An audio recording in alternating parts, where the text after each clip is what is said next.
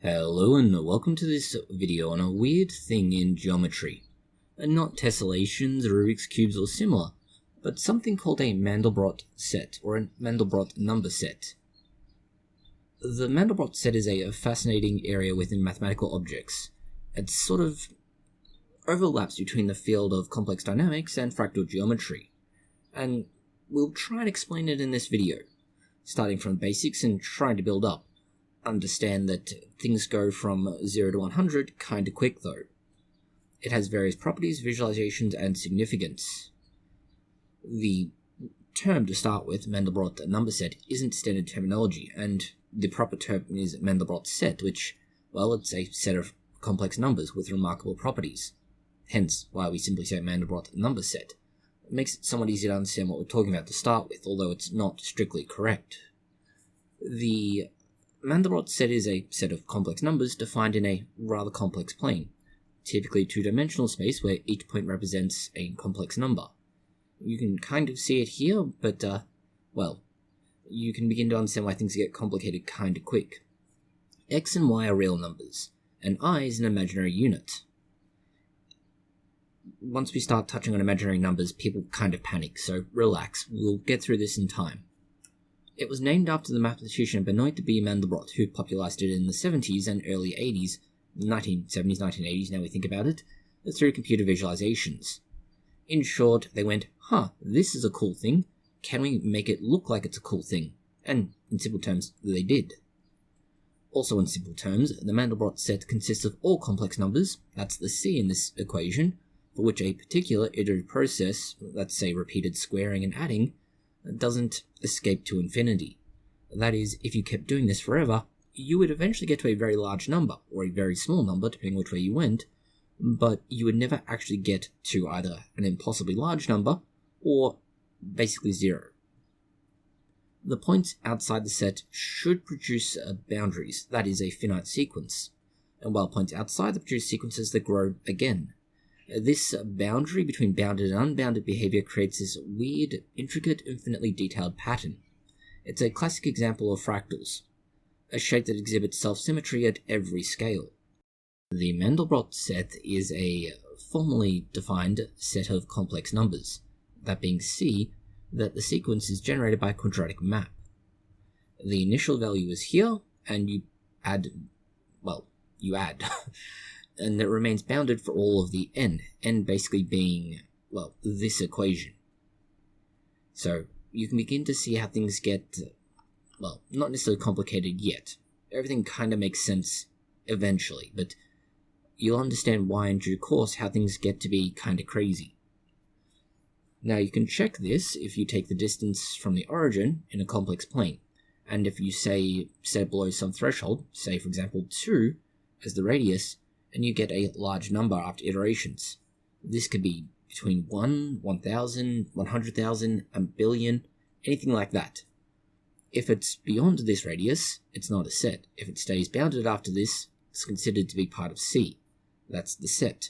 Though mathematically it's, you need infinite iterations for that to happen. Let's walk through a sort of example, but not really.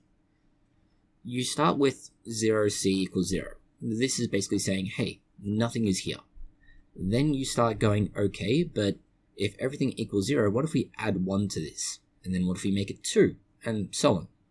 So long as it's always equal to 0, it's bounded. And that 0 is basically saying, hey, this is within what we wanted. And then you can start looking and going, okay, what if we make this again? If you were to do this physically, that is with pen and paper, it would be a very protracted process. If you were to do this with a computer, it's significantly less tedious, but it is still relatively complex and it escalates very quickly, even for a computer's processing power, which for mathematics is superior to most humans, but for other tasks not necessarily so. However, even with a computer's processing power, you need cheats. And this is where for practical computation, an escape time algorithm is used. The escape time algorithm being shown here. After a certain number, generally a specified number of iterations, This is when it's declared to be outside of it, and the number of iterations before escape can be used to color the point for visualization. The properties of the MandelBrot set have, several key elements that make it not only extraordinary, but very important. First of all, connectedness.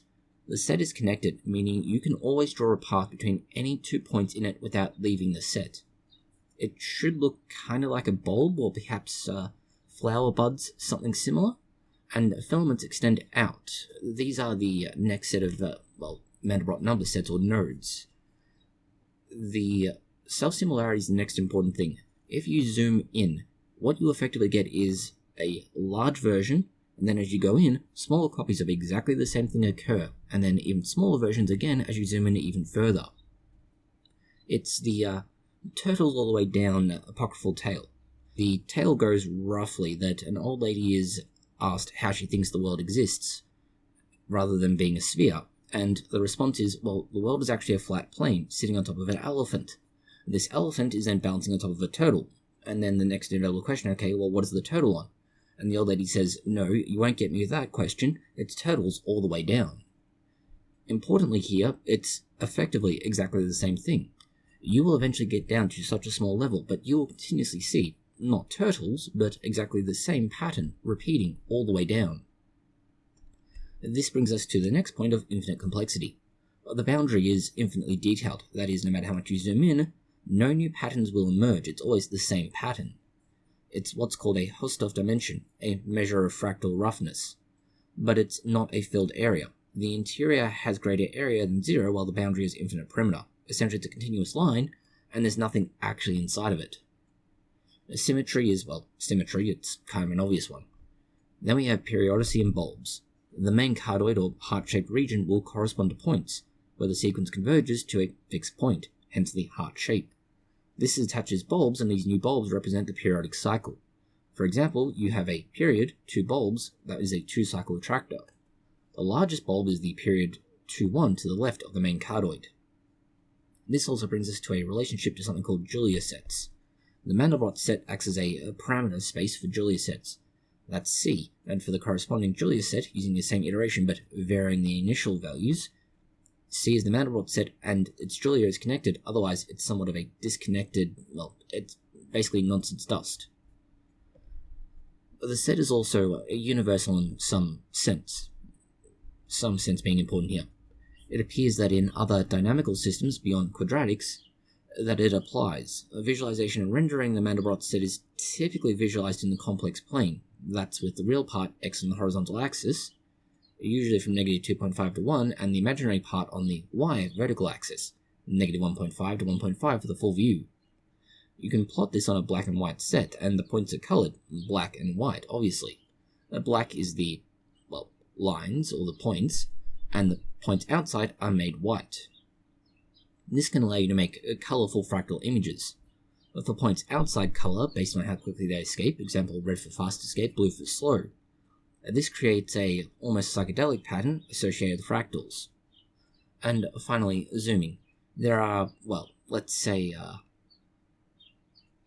visual illusions almost? Not quite, but you can think of them that way, wherein you have famous deep zooms. That is, you're continuously going into a image, and that image continuously looks like you can just keep going forever, whereas it's realistically just on a loop.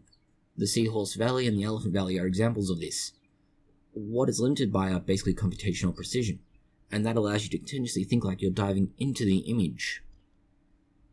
The reason it works is, as mentioned, the fact that it's always the same pattern, and you don't really have the ability to discern when it loops back on itself. Now, if you want to make these yourself, it's actually relatively easy with things like Python and libraries like NumPy and matplotlibs. You can use a fairly basic algorithm loop over a grid of values, that being C, to iterate the function and count shapes. There's a, let's be blunt about it, easy way to show it here, and you've actually probably seen a fair amount of our work so far. Work being a very operative word for what is really just a demonstration. A cool demonstration, but a demonstration. There's some history and significance to this, and it, as mentioned, has been explored by mathematicians, but certain mathematicians like Pierre Fatou and Gaston Julia in the early 20th century, the Julia sets thing, but MandelBrot used earlier computers even than that. Early 1979-1980 IBM computers. Massive things that required punch cards and the ability to understand how a computer works. This also led to the coining of the term fractal in 1975. All of this is to say, hey, it's kind of cool and interesting, but you're probably asking, okay, but what is the impact? Fancy art in science is cool, but doesn't really mean much. Well, it had an effect on chaos theory, complex dynamics, and computer graphics. It's still used in art, education, and even physics. For physics, it's mostly used for modeling natural phenomena like coastlines and turbulence. From a computability point of view, it's easy to approximate. Exactly determining membership for what is a boundary point is undecidable, because in finite time due to a halting problem analogy. There are variants, for example multi-brot sets that use higher powers, and then you have tricorns or burning ship fractals. We're not even going to try that. This is deep enough mathematics for most people to be already having probably a panic attack and hyperventilating in, oh shit, what are you doing to us? But hopefully it'll make sense once you see it in practice. In summary, MandelBrot set is more than just a pretty picture, although it is that. It's a window into something, depending on how you want to view this, a beauty of mathematics, or also possibly the eldritch horror that is mathematics. It shows you how a simple rule can produce infinite complexity, which then plays back into things like, say, evolution. People say, oh well, evolution just can't happen, it needs some guiding force. Well, no, something very simple, in this case a relatively simple equation, can produce something with infinite complexity given enough time. Admittedly, it's not a perfect analogy, but it gives you an understanding of how important something very small, very simple can be if given the opportunity to explode outwards. Thank you for watching. If you found this interesting, consider liking, sharing, and subscribing. And please do post any comments, questions, or suggestions you have below.